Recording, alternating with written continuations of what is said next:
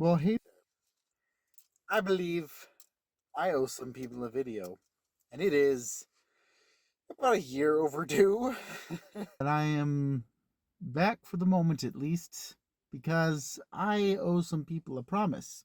So you get pretty tough in the background trees, and I am in a rapidly heating up car. So let's just get this topic on the road before I start sweating all over. So, as a teacher, I encounter a whole bunch of different kinds of students, and I dare say there is a category which I never knew quite how to categorize and how I feel about them. So, for the sake of this video, let's call it our favorite students as teachers that we can't stand. So, yeah, let's just call it that. So, here we go. 5 of our favorite students we teachers cannot stand. I will shorten that in the title. Number 1, the bad punster. Okay, I hate bad puns, but I also am a sucker for them. So, if you get some good ones, I appreciate them. And honestly, I can't help but laugh at them, and I hate myself for laughing at them. There, I said it. These kids who have mastered the dad joke before they've even reached the age of 18, it's insane. But some of them are really good at it, and yeah, like I said, their jokes are awesome, but I can't stand the fact that they made that joke. Number 2, the nerd. Tell me if this sounds familiar.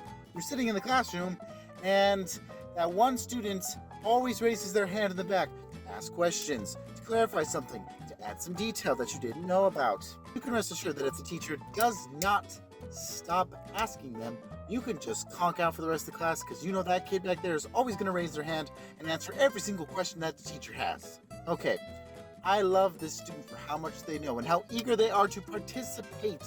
But please stop interrupting my lesson to tell me interesting facts, even if I do think they are interesting. And in fact, stop raising your hand. Let the others have a chance. In fact, I will just call on them because I am tired of seeing only your hand in the air. Way too overcompetitive, kid. Okay, so tell me if this is familiar. You get your test back and you got an 85, and you're like, oh my gosh, yes, I passed. And then you hear that kid from across the room go, no! And you think, they could never have failed. They're too smart for that. Only to learn that they got a 99. And that wasn't good enough for them. So I love these kids. I love how you get good grades. I love how you're very committed to this class. But sometimes their overcompetitiveness is just so annoying. Especially since I, as a kid, was a painfully average student, I might actually say. So this whole no, I wanted 100 and I got a 95. Okay, it ruins your GPA or whatever's going on. But the thing is, these students aren't usually just competitive in that sense. They are competitive in that everything they do has to be them at the top. You're playing Blook It, they gotta be at the top. It's a group project, they gotta be the one leading the way. Again, I appreciate you so much, but at the same time, your over-eagerness is getting a little on my nerves. And that you won't just take a chill pill. Alright, number 4, debater. I kind of throw this in with also the sarcastic kid.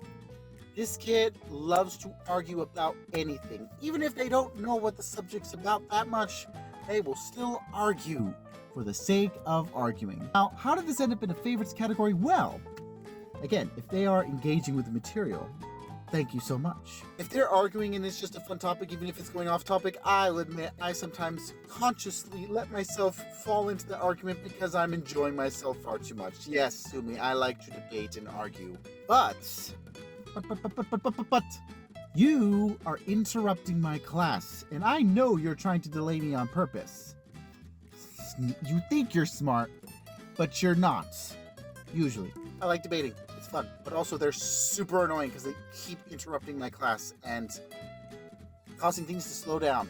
And lastly, number 5, awesome person, terrible student. I don't know how to describe this person other than they are fun to be with. They almost have a little bit of the punster in them.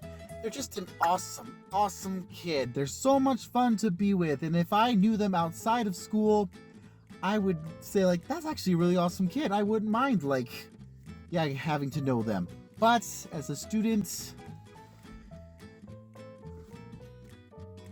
kill me now.